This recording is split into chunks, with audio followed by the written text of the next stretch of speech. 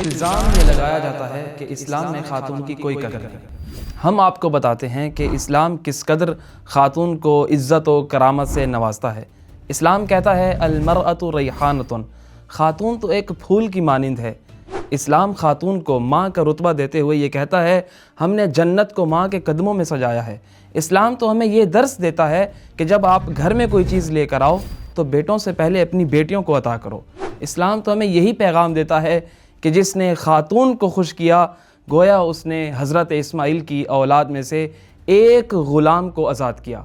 اسی خاتون کی عزت و عظمت کو مد نظر رکھتے ہوئے اسلام مرد کو حکم دیتا ہے اگر اللہ تمہیں بیوی عطا کرے تو اس خاتون کی عزت و تکریم تمہارے اوپر ضروری ہے۔ تمہارے پاس قدرت ہو تو اس کے اوپر کھلا خرچ کرو، اس کے لیے اپنے آپ کو بناؤ، سنوارو، خوبصورت کرو اپنے آپ کو اور اس کے سامنے اظہار محبت کرو۔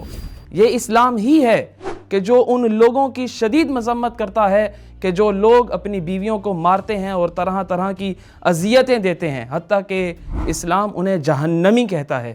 خلاصہ کلام یہ کہ اسلام نے جس طرح سے خاتون کو عزت و کرامت سے نوازا ہے ویسی عزت اور کرامت ہمیں کسی جگہ نظر نہیں آتی۔